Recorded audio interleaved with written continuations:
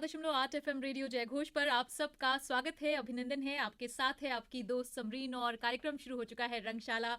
और रंगशाला में आज हम आपकी मुलाकात कराने वाले हैं दो ऐसे रंगकर्मियों से जो कि रिश्ते में बहुत ही ख़ास रिश्ता शेयर करते हैं, लेकिन रंगकर्म से इनका जो रिश्ता है वो सालों पुराना है। हालांकि ये बिल्कुल नई है ये अपने बारे में खुद आपको बताएंगी कि इन्होंने रंगकर्म की शुरुआत कब की, कैसे की। अपना नाम बताइए और अपने प्ले के बारे में बताइए, जब आपने पहला प्ले किया। मेरा नाम अनुभूति कुंदेर है। हाँ जी। और मैं सीधी मध्य प्रदेश में रहती हूँ।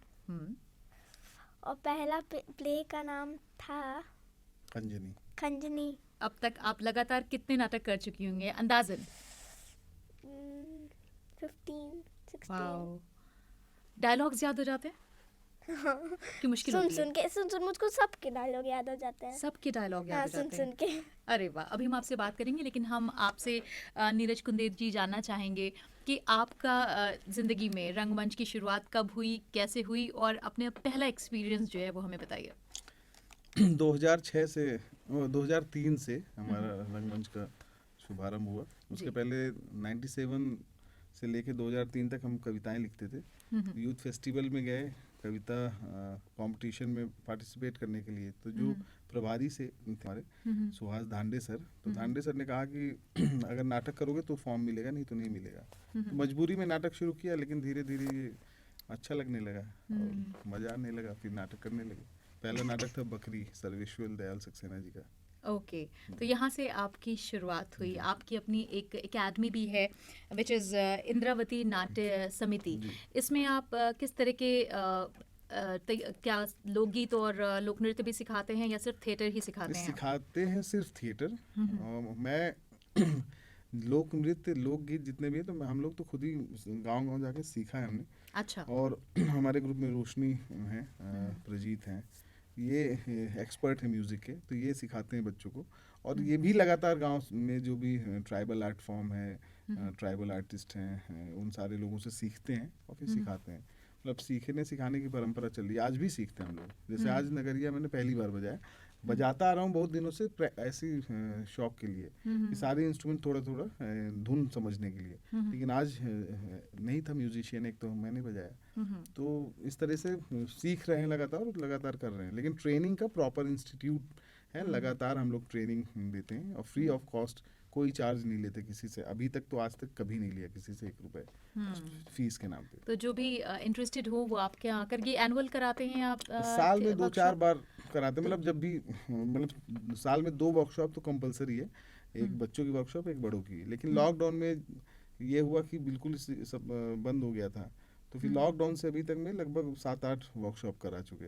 अब धीरे धीरे सब व्यवस्थित हो गया है, तो अब साल में एक ही कराएंगे। अगर हम आज के दौर में नाटकों की बात करें तो आपको क्या लगता है, जैसे हिंदी सिनेमा की बात करें या फिर वेब सीरीज़ का दौर आ रहा है, दिन ब दिन चीज़ें बदल रही हैं, बहुत सारे चेंजेस आ रहे हैं। ऐसे में नाटकों में आप क्या बदलाव देखते हैं पहले के वक्त में और अब के वक्त में? देखिए, बदलाव बहुत कुछ है। अभ्यास की कमी है, लगातार अभ्यास कोई करता ही नहीं है। मुख्य रूप से यही है कि अगर कोई व्यक्ति 15 दिन शूट किया, 1 महीने शूट किया, एक फिल्म बनी, तो वो कालजयी हो गई, मतलब आजीवन उसका अभिनय देखा जाएगा। तो उसमें अभ्यास का मामला ज़्यादा नहीं है, लेकिन अनुभवी व्यक्ति होना चाहिए। पर नाटक ऐसा है कि आपको एक कैरेक्टर करना है, अगर 100 नाटक है तो 100 बार करना पड़ेगा। तो इस चीज़ से सब लोग बचते हैं, लेकिन जिनका इंटरेस्ट है तो वो लगातार करते हैं। जैसे यशपाल शर्मा जी अभी सीधी आए थे हमारे फिल्म फेस्टिवल में, तो उनके 16 नाटक लगातार चल रहे हैं। फिल्मों में काम कर रहे हैं, वेब सीरीज में काम कर रहे हैं, अभी साउथ की तमिल की एक फिल्म आ रही है उसमें कर रहे हैं, फिर भी नाटक कर रहे हैं। गुलजार साहब का नाटक कर रहे हैं, बहुत सारे लोगों के साथ। तो उनका इंटरेस्ट है तो करते हैं। तो ये अभ्यास वाला मामला है। और रंगकर में थोड़ा सा मुझे लगता है कि जो लोग आते हैं तो वो मैगी खाने के लिए आते हैं। मतलब आए 2 महीने 4 महीने सीखे, उनको लगता है बस आ गया अपने को, एक बार स्टेज में गए। उसकी वजह ये भी है ना कि ये ग्लैमरस फील्ड से भी कहीं ना कहीं जुड़ता है, लोग एक सीढ़ी की तरह इसको इस्तेमाल करते हैं हिंदी सिनेमा के लिए। ग्लैमरस है, म्यूजिक भी ग्लैमरस है, लेकिन कोई डांसर अगर डांस सीखता है तो प्रॉपर 2 साल 4 साल 8 साल कथक सीखेगा या कोई भी सीखेगा, उसके बाद परफॉर्म करेगा। और गुरु के सानिध्य में रहेगा। ऐसा नहीं कि 3 महीने में एक स्टेप आया तो बोला बस काम हो गया, और अभ्यास करेगा। अभिनेता अभ्यास नहीं करता, इसी वजह से प्रॉपर काम नहीं कर पाता।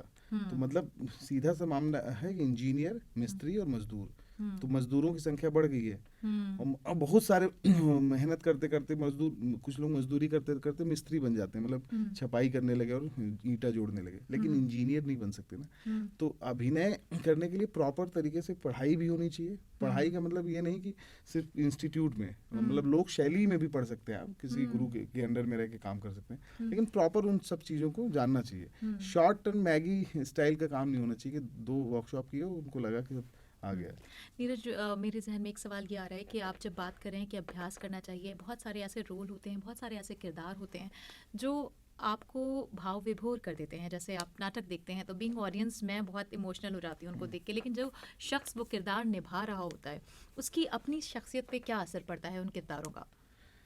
बहुत गहरा असर पड़ता है। वो बहुत ही एक तो सबसे पहले परकाया प्रवेश कहते हैं इसको, जो आप बात कर रहे हैं कि दूसरी काया का हमारे काया पे प्रवेश होता है, और ये कठिन काम है कि दूसरी काया हमारे अंदर आ जाए, और ये अनुभवी व्यक्ति ही कर सकता है कि उस काया से बाहर निकल पाए। कई बार लोग नहीं भी निकल पाते, और नहीं तो जितने भी लोग एक्टिंग करते हैं तो सब के सब मिमिक्री करते हैं या तो कुछ ना कुछ बनावटी करते हैं। तो परकाया प्रवेश वाला मामला बहुत ही कम लोगों के अभिनय में देखने को मिलता है। जैसे मैंने हमारे गुरु जी थे गिरीशन सर, पणिकर सर के ग्रुप में मैंने उनके परफॉर्मेंस देखे हैं। जब भी मतलब आप उनके 5 नाटक 5 दिन देखेंगे तो हर दिन उनका अलग कैरेक्टर, तो वो परकाया प्रवेश के एक्सपर्ट है। मतलब किसी भी कैरेक्टर में लेके भी टेक्निक्स हैं क्या कि अगर कोई इसमें फंस जाए या इसको इफेक्ट कर जाए किरदार? दरअसल टेक्निक जो शब्द है वो गलत है। मुझे लगता है कि टेक्निक कुछ नहीं होता। टेक्निकल अगर चीजें तो फॉल्ट होंगी ही होंगी। मतलब जैसे सूर्य की रोशनी है तो वो टेक्नोलॉजी से नहीं आती, तो वो रोज आएगी। और अगर आप कितना भी बड़ा सोलर प्लांट लगा दें, कितनी भी बड़ी लाइट लगा दें, अगर टेक्नोलॉजी से है तो कभी ना कहीं फॉल्ट हो सकता है। तो नेचुरल चीजें होनी चाहिए, भले ही उसमें 2 साल लग जाए। आपने देखा होगा कई लोग एक्टिंग करने के लिए, एक कैरेक्टर करने के लिए साल भर 6 महीने 2 साल देते हैं, और कई लोग 1 साल में 4 फिल्में देते हैं, वो भी फ्लॉप। तो कारण यही कि उनको लगता है कि जल्दी जल्दी फटाफट काम करो, तो फिल्में तो आ रही हैं, आपकी एक्टिंग भी कर रहे हैं, लेकिन कोई आपसे जुड़ नहीं रहा है। तो मेन मामला ये है। जैसे अभी हाल ही में कांतारा आई, आपने देखी होगी शायद, तो कांतारा में परकाया प्रवेश का मामला है। वो जो अभिनेता है, जो राइटर है, जो निदेशक है ऋषभ सेठी, वो गया कहाँ पर, अपने गाँव में, जिस गाँव में उसने मतलब कई वर्षों से वो देखता आ रहा है कोला। तो जब कोला देखता आ रहा है तो उसके जहन में कोला के प्रति रिस्पेक्ट है।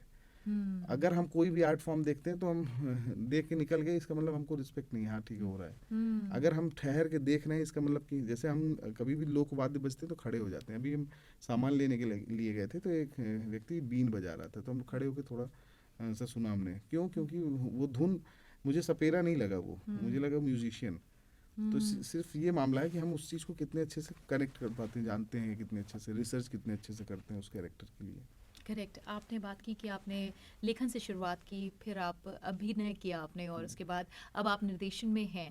तो कितने चैलेंजेस होते हैं एक निर्देशक के तौर पे बच्चों को सिखाने में और बड़ों को सिखाने में, अगर हम बात करें तो? दोनों ही बहुत कठिन है, और बहुत ही मतलब बच्चों के साथ काम करने में कठिनाई ये है कि उनको संभालना बहुत ही मुश्किल होता है। बहुत एनर्जी जैसे होती है। 15-20 बच्चे आ गए तो आपकी एनर्जी को खा जाएंगे, ची ची ची ची चा चा करते रहेंगे और मतलब हालत खराब कर देंगे। लेकिन बच्चे अगर वो काम करने लगे और करते करते करते जब एक बार सध जाते हैं तो वो बड़ों से ज़्यादा अच्छा काम करते हैं, क्योंकि एक बार सध गए तो उसके बाद उनको बताना बस है। वो फिर उसी में जिस तरीके से वो खेल खेलते हैं, उनके लिए नाटक खेल होता है, और खेल खेल में इंटरेस्ट लेके करने लगते हैं। लेकिन जो बड़े हैं उनके साथ भी थोड़ी कठिनाई होती है। वो जल्दी चीज़ें समझते हैं लेकिन जल्दी छोड़ भी देते हैं। हाँ ठीक है, कर लेंगे, देख लेंगे, हो जाएगा कोई दिक्कत नहीं। उनको ये लगता है कि हमने एक बार कर लिया तो हो जाएगा। लेकिन बच्चे हर बार अपना बेस्ट देने के लिए प्रयास करेंगे, नहीं हमको करना है। जैसे कोई भी गेम खेलते हैं वो तो जीतने के लिए पूरे जी जान लगाते हैं, हार जाते हैं, फिर भूल जाते हैं, फिर दूसरे दिन खेलते हैं। बड़ा कोई अगर अच्छा नहीं कर पाया तो डिप्रेशन में जाएगा, परेशान होगा। तो दोनों के साथ चैलेंजेस हैं, लेकिन अलग अलग हैं। आप क्या करती हैं अनुभूति, जब आप किरदार करती हैं और किरदार अगर थोड़ा सैड वाला है तो सैड मूड बना रहता है, या फिर नाटक ख़त्म मूड चेंज? ऐसा होता है? नहीं, बना नहीं रहता, बस नाटक के लिए कभी कभी ऐसे फिल्म का इमोशनल सीन याद करती हूँ, तब जाके हो जाता है। और कभी कभी जब बहुत वाला हंसी वाला सीन आता है तो ऐसे आँख में ऐसे उंगली डाल के आंसू निकल आते हैं। हंसी वाले सीन में आंसू निकाल लेती हैं आप? नहीं, हाँ। जब कभी कभी रोने वाला सीन रहेगा मान लीजिए, तो अगर मेरे हंसी वाला बार बार सीन याद आ रहा है कोई, तो मैं ऐसे करूंगी, ऐसे करके हल्के से उंगली डालूंगी, जलने लगेगा, फिर आंसू आ जाएगा। और घर में पापा के साथ कुछ मनवाना होता है तब भी नाटक किया जाता है चुपे चुपे? पता नहीं चलता होगा पापा को कि नाटक है कि रियलिटी है, ऐसे फायदा उठाया जाता है? पापा के साथ तो दादा को मैं जाके ऐसे हाथ पैर दबाऊंगी, दादा क्या चाहिए। अच्छा, दादा पकड़ लेते हैं कि नाटक हो रहा है। ओके, तो ये डिफरेंस खत्म कर दिया आपने, रियलिटी और रील वाला। घर में पता नहीं चलता, सबको कंफ्यूज रहते हैं कि ये रियलिटी में कर रही है या फिर नाटक कर रही है, नहीं पता चलता है। हाँ, ओके। पढ़ाई डिस्टर्ब होती है इन सब चीज़ों में, या पढ़ाई में टाइम दिया जाता है पूरे एकदम सीरियसनेस के साथ?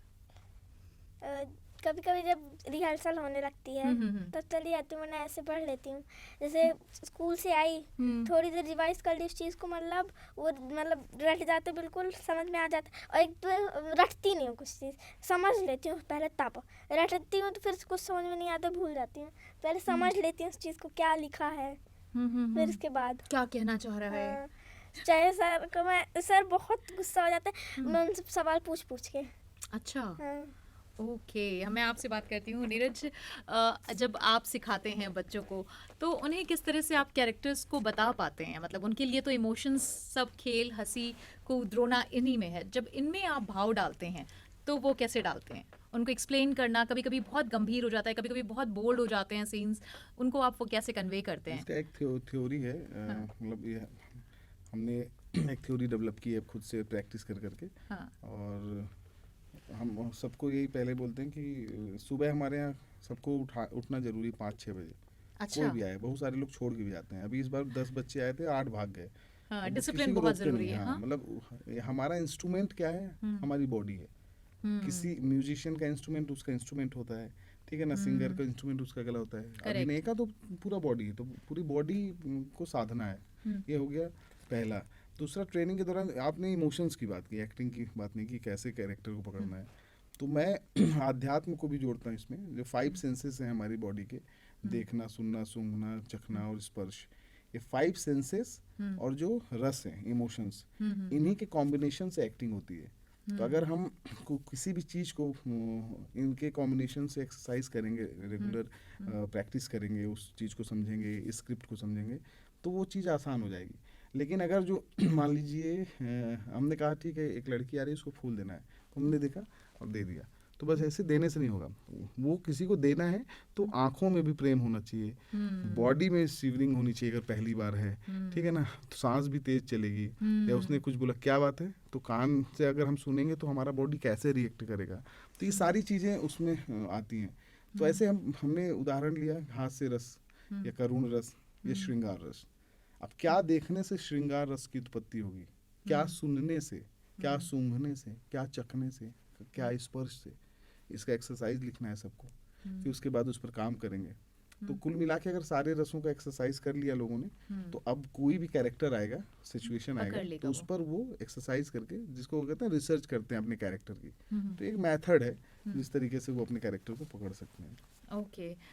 क्या लगता है आपको आगे आने वाले वक्त में क्या भविष्य दिखता है आपको नाटक का? हालांकि सबसे प्राचीनतम हमारी कलाओं में से एक है नाटक, लेकिन इस दौर में जब लोगों के पास वक्त ही नहीं है, बहुत दौड़ा भागी है ज़िंदगी में, उस वक्त घंटा 1.5 घंटा निकाल कर नाटक को देखने जाना कितना मुश्किल लगता है आपको? मुश्किल तो बहुत है, और मतलब लोग प्रयास कर रहे हैं कि स्कूल के सिलेबस में जुड़ जाए, यहाँ हो जाए, वहाँ हो जाए, लेकिन कोई भी चीज़ ऐसे झटके से समाप्त नहीं होगी। इतने हजारों साल की परंपरा है। जैसे मैंने सीखा तो मैंने अपने बच्चों के अंदर डाल दिया, तो ऐसे ही सब अपने बच्चों के अंदर थोड़ा थोड़ा डालते जाएंगे। जैसे डॉक्टर अपने बच्चे को डॉक्टर बनाना चाहता है, मैंने ये बोल रखा है कि मैं नहीं चाहता तुम एक्टर ही बनो, मन में इच्छा है लेकिन तुमको जो बनना हो वो बनना। जैसे बेटा, उसका नाम अभिनय रखा है लेकिन वो अभिनय नहीं करता ज़्यादा। तो कहने का मतलब है कि परंपरा चलती रहेगी। ये सही बात है कि ऑडियंस कम आ रही है आज, एंटरटेनमेंट के लिए मोबाइल, रील्स, स्टोरीज, बहुत सारे और ये सारी चीज़ें आ गई हैं, जिसकी वजह से बड़ा नुकसान होता है। टाइमिंग भी लोगों को लगता है, क्योंकि वो सब चीज़ें 30 सेकंड में 15 सेकंड में चाहिए उनको, मतलब एक बार बैठा आदमी और ऐसे करते हुए ऊपर निकल गया, 50 मैटर उसने देख लिए, 50 रील्स देख लिए और उसके 25 मिनट चले गए और उसको पता ही नहीं चला। तो ये जो मार्केट है, बाजार है, उसने बहुत हावी कर रखा है। लेकिन जब इंसान डिप्रेशन में होता है ना, तो निश्चित तौर पे वो मंदिर में जाता है। तो और जैसे रंगमंच है ना, वो जब कोई आएगा, जैसे बहुत सारे लोग ऐसे हैं जो एक बार नाटक देखते हैं तो जब पता चलता है तो आते हैं नाटक देखने के लिए कि चलो देखते हैं, आधा घंटा 1 घंटा बैठ के थोड़ा सुकून मिलेगा। फोन साइलेंट करने के लिए बार बार बोला जाता है और कुछ लोग खुद से ही साइलेंट कर लेते हैं। तो ये सीधा सीधा सुकून वाला मामला है। हो सकता है कि ये कब समझ में आएगा ये मुझे नहीं पता। कोई 20-25 साल में समझ सकता है, कोई 30-35 में समझ सकता है, कोई 40-45 में समझ सकता है। जैसे हमारे सीधी में जितने भी बुजुर्ग लोग हैं, साहित्यकार लोग हैं, तो नाटक देखने आते ही आते हैं क्योंकि उनको उसमें मजा आ रहा है। जैसे बहुत सारे लोग आज भी फेसबुक में बना है, फिर भी उनको समझ में नहीं आता कैसे चलाना है, तो ऐसे देख लिया बस। जो पोस्ट करता है तो अपनी पोस्ट के कमेंट लाइक भी देखेगा, ठीक है, उसका काम बढ़ गया। जैसे युवा हो गए हम लोग, जो बहुत ही बुजुर्ग है वो क्या करेगा, तो वो फिर मीडियम ढूंढेगा। और एक समय के बाद जैसे शुरू में कोई भी चीज़ आती है तो आदमी बहुत करता है। जैसे व्हाट्सएप में पहले खूब ग्रुपों के मैसेज पढ़ते थे, आज 50 ग्रुप हैं। चैलेंज के साथ बोलता हूँ, अपने ग्रुप का मैसेज आदमी नहीं पढ़ता। पहले ग्रुपों में खूब लड़ाई होती है, बंद हो गई। तो ये जो फास्ट चीजें हैं वो खत्म हो जाएंगी, ये सब खत्म हो जाएगा, एक दिन लौटेंगे सब लोग इधर ही। क्योंकि ये लंबे अरसे से चला आ रहा है और इसके होने का मतलब ही यही है कि इसका अस्तित्व इतना स्ट्रांग है कि ये आज तक है तो आगे भी होगा। और इसी के साथ हम अपने कार्यक्रम को यहीं पर विराम देंगे, लेकिन उससे पहले जो हमारे यूथ आपको सुन रहे हैं, जो दर्शक आपको देख रहे हैं, मैं चाहती हूँ कि आप उन्हें बताएं कि अगर वो नाटक में आना चाहते हैं, थिएटर ज्वाइन करना चाहते हैं, तो किस तरह से अपनी स्किल्स को, अपने प्रतिभा को ब्रश अप करें ताकि उनके लिए आसान हो चीज़ें सीखना, उनका ऑब्जर्वेशन किस तरह का हो दुनिया को देखने का। अगर थिएटर में आना चाहते हैं तो सबसे पहले एक्सरसाइज करें, गेम कोई ना कोई एक गेम खेलें, योगा करें, जो भी एक एक्सरसाइज मतलब फिजिकल वर्क करें। और थिएटर में आने से पहले कम से कम 150 किताबें पढ़ लें, पहले ही पढ़ लें, तो एक दिमाग में एक खुलता है और एक समझ में आता है कि लिटरेचर क्या है। नहीं तो यहाँ आदमी बताएगा, फिर उतना ही आदमी पढ़ता है। कई लोग ऐसे भी हैं जो 10 नाटक किए, कितने नाटक पढ़े? 10, जितने किए उतने ही पढ़े। तो एक ये भी होगा।